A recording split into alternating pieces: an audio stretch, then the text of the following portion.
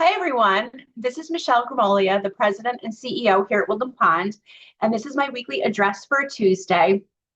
Today is Tuesday, March 31st, 2026. I have a number of items I'm going to go through, and I'm also going to try to test sharing photos.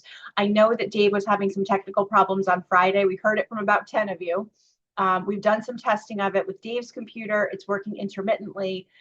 In a little bit, I'm going to try to share a photo, and I would ask a volunteer to, if you're watching this live stream, if when I try to share the photos, you don't see it, please call my desk in live time so that I know. My desk is 845-256-5501. Again, that is 845-256-5501, if you would be so kind, and then we will know if you're seeing what I'm seeing on my screen. We have so much going on with construction and with the project. There's been a lot of changes just within the last 24 hours, with many more changes to come, lots of exciting stuff. I really hope that everyone is paying close attention to Dave's weekly addresses. We really try to do our best to let you know what to anticipate for the upcoming week. And let me tell you, the construction manager hit the week hard yesterday morning, right out of the gate. We got the slab poured for the pack. We have got the library door opened back up today, which I know a lot of you were excited about. You will see that there is a gravel path there right now. It will be paved as an asphalt path, a temporary asphalt path, sometime in the next week or two. And there is a sign that indicates to you that it is a gravel path.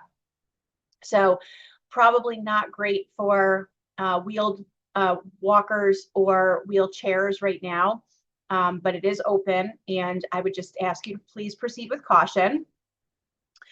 You will have also maybe seen, if you go down the corridors by the central wing, that we have begun construction of the temporary door that will attach those wings to the dining room.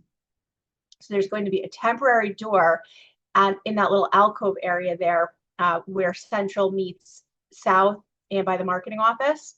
And that will become a main thoroughfare at points in this project, because at some point, once parts of the marketing hallway are shut down temporarily, or parts of the dining room are shut down, that door is going to become very important. So that is going in this week. They started that work today.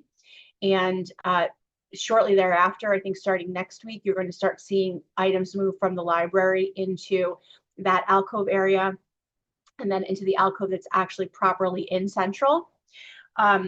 Carrie has also asked me to let you all know that we are making a number of seating modifications and furniture improvements to a number of the alcoves in independent living, and there's more details than I can go into on my address just based on the volume here, but we will make sure that that information goes out as part of either the transcript that goes out for this address or in other communication later this week. But suffice it to say, we're adding places for additional puzzling, conversation, card playing in a number of the different elbows or lounges or common areas that we have in independent living, to try to enhance your experience as we look for more and more places for you to be able to gather and engage with one another.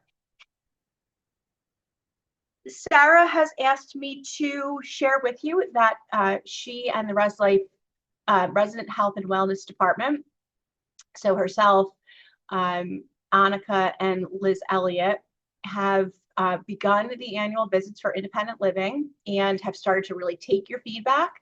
For those of you that have completed those, the sort of guinea pigs, we are starting with the folks that moved in 2009 and working our way through. All of the feedback that you're providing to us is extremely helpful. You've provided feedback on the questionnaire that was drafted and the process itself, and we're making modifications in real time. And so I would encourage anyone that has had an annual visit or has one in the short term here, any feedback at all that you have will be super helpful for Sarah to have. So you can send that feedback to Sarah or call her, and they're going to incorporate your proposed changes to that process right into the documents and into the process itself. We are definitely listening. Lindsay has asked me to let you know that we are now holding a sign up at Concierge for lunch with the board, which is going to be a monthly thing effective immediately. This will always be on the day of management Q&A, and we'll start at 11:30 on that day to allow for you to be done with lunch with the board in time to attend management Q&A at 1 p.m. So this month for April, it will be April 15th, and you can sign up at Concierge. I think we're allowing 5 or 6 residents per lunch, and then it's 2 or 3 board members, and that'll be revolving. They'll sign up when they're available, and it's a nice opportunity for you to sit down with a board member one-on-one, let them know what's on your mind. This board is very, very interested in resident engagement, and so we're going to be looking at a variety of different ways to do that. I would strongly encourage you to do it. We are asking that if you have done a lunch, that you wait until the next year to sign up again so that we can get as many residents through in a particular calendar year as want to. So if you've already attended one of these, we ask you not to sign up again. We will skip over you on the sign up sheet and go to the next person if you've already attended. And that's just so that we can have as much of an equitable distribution of the time to allow as many residents as want to attend those lunches. You can mark your calendars. It is spring cleaning time, as we know. I cleaned out closets this weekend, and I have a gigantic bag of donations, and then some items that just couldn't even be donated, just needed to go right in the garbage.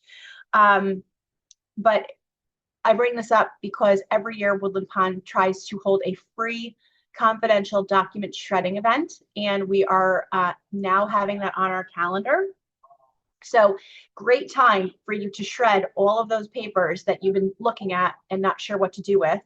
That will be the week of May 11th. So from May 11th until the 15th. And we, of course, will put this in the Chanticleer, and we'll put it in future addresses and so forth.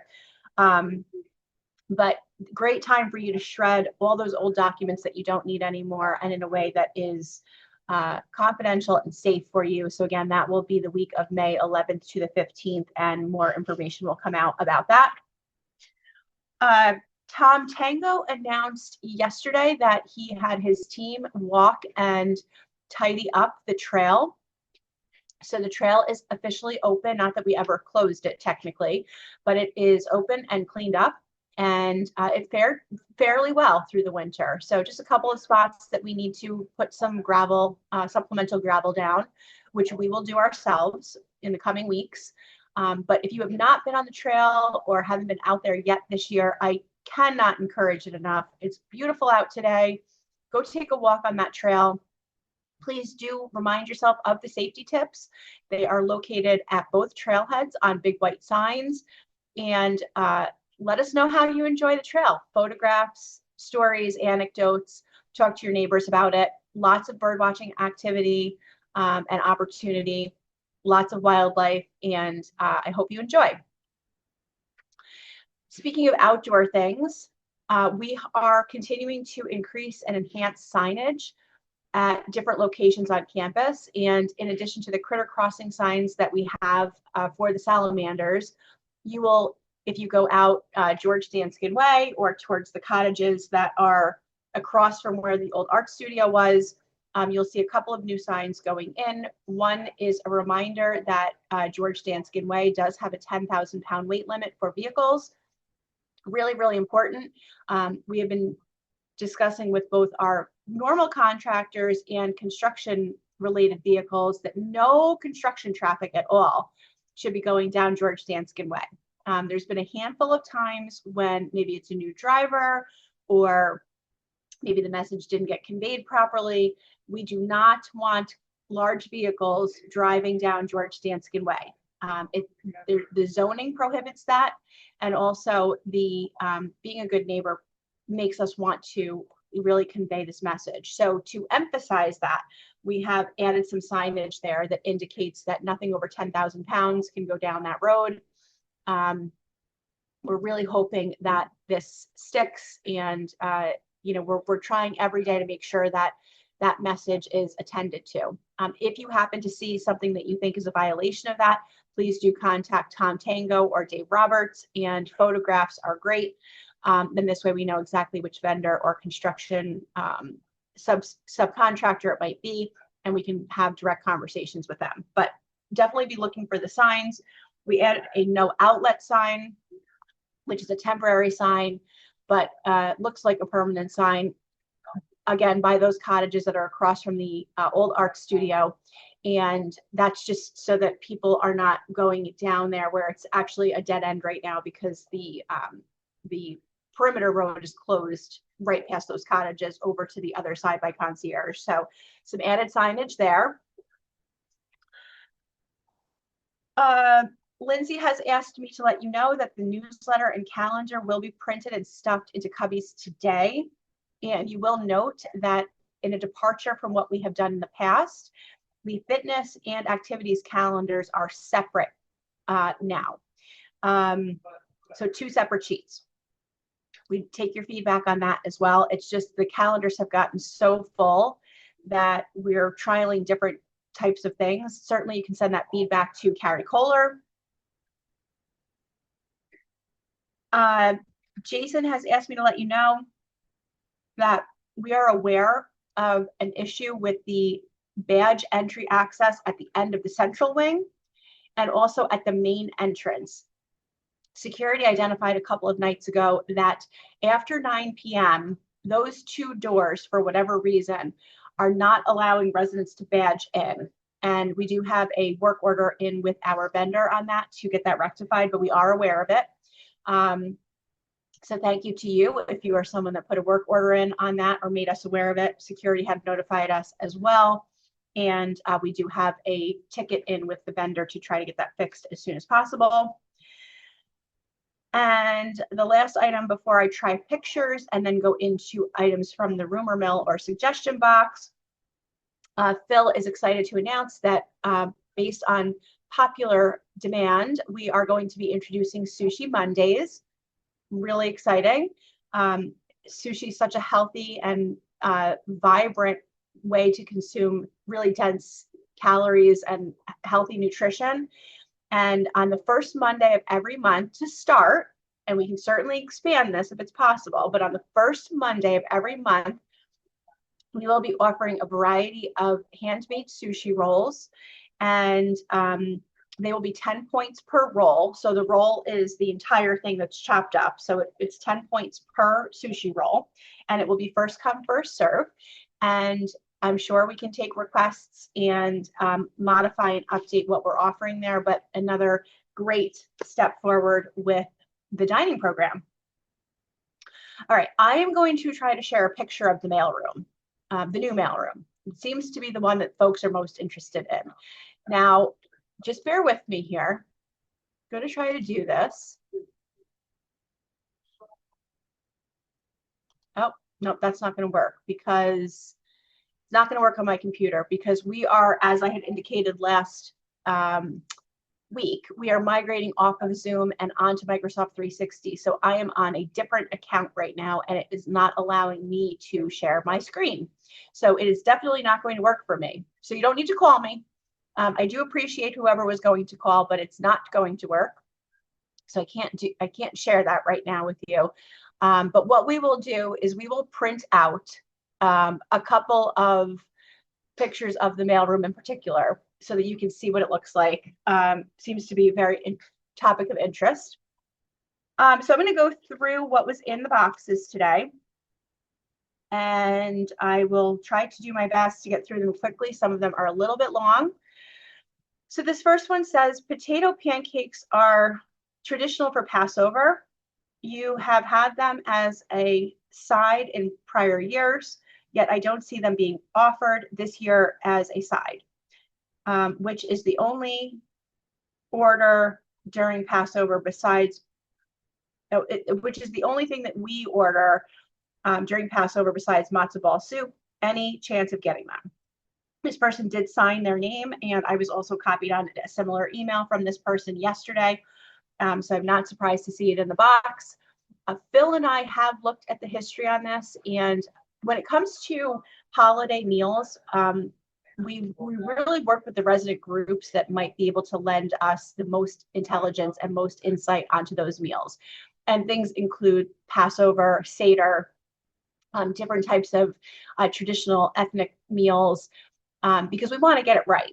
And we are not finding any record of having offered potato pancakes or latkes during Passover in the past few years. Phil was not able to go back and see what was there before he was here as the general manager of dining. But the request has been noted. According to what Phil has let me know in response to this, and I know that he let the resident know as well, is that our understanding is that potato pancakes contain leavening agents, and that is prohibited during Passover. Now, if any of what I'm saying is incorrect, please contact Phil and correct him, and we will pivot from there. So, admittedly, not expert on this, but this is based on Phil's research, and that's where we are on that. This one says, when the cubbies are gone, where will the community get notices, see who the residence council is, place their rumors in the mill, et cetera, et cetera. The present mailroom is also a major communication hub and gathering place, and what will replace it? This person did sign their name, and I do appreciate that, and put on a very cute little attractive piece of note paper. So I like that too, because it's very spring-like. So all of those things will be attended to. The entire design of the common areas on the flip side of renovation is completely different than what we have now. The intent of design, the intent of the furniture settings, the intent of spaces is for gathering intentionally, because we don't want the mailroom or the cubbies to be where people are gathering. It creates traffic issues. It's not a great place for conversation. You certainly will still see your neighbors in the mailroom, just as you are now, and you're more than welcome to have conversations with them when they're picking up their mail. So it's not, that room is not going away. And so that interaction is not going away, but we are designing and working so hard with all of the design elements to make sure that seating arrangements and places within the design welcome gathering, small group, medium-sized group, community table in the dining room in certain locations. It's completely different thought process in terms of how we're trying to make intentional spaces for meeting and gathering, not as a side thought for where you go to pick up a piece of internal mail or whatever it is. Distribution for all of the things that are currently being distributed will continue. We will have locations for things to go up, like announcements and other things, and some of that may be in the mailroom.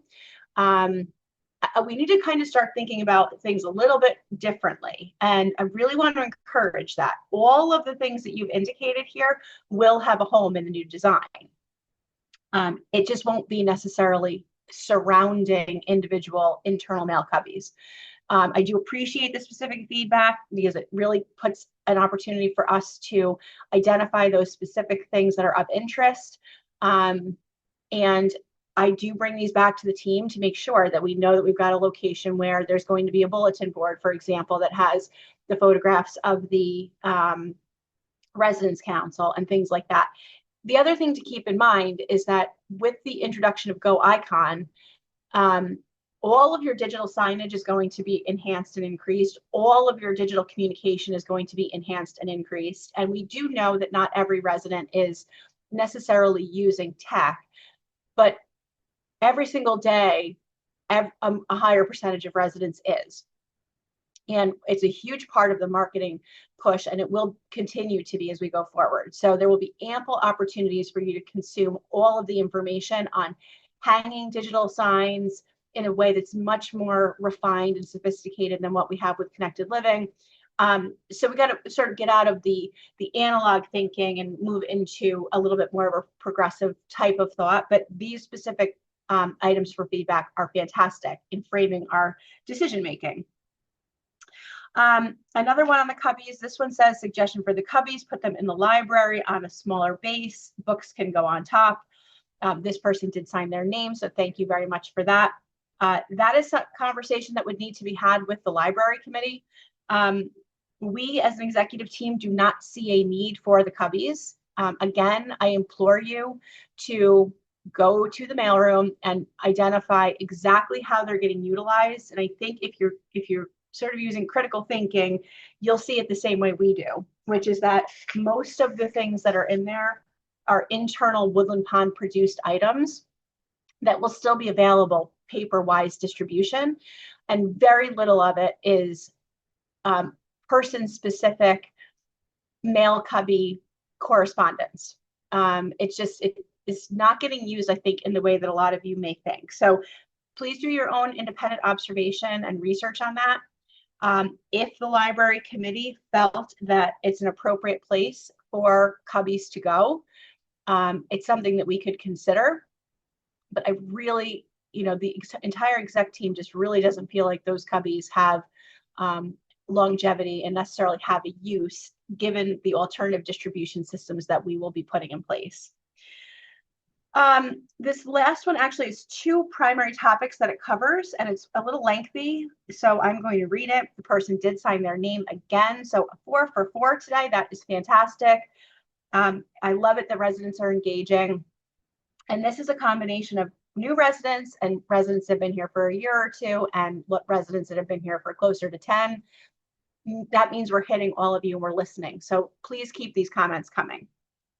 This one says, this is a follow-up to the letter that you read on 3/6/26, which addressed what occurs at Woodland Pond during an emergency when there are minimal staff present and no friends or relatives available to assist. Your response was helpful and reassuring. Providing written information that residents can easily keep handy will be useful as well. This could include taxi service phone numbers, a note that there is always someone available to take a call and provide the number, that funds are available for outside transportation, like if you get sent back from the hospital, we have a kitty held at the front desk that pays for the taxi for you if you don't have your credit card, and other details that might reduce anxiety in a stressful situation. The ongoing effort to ensure that every Woodland Pond resident feels safe and secure is important and appreciated.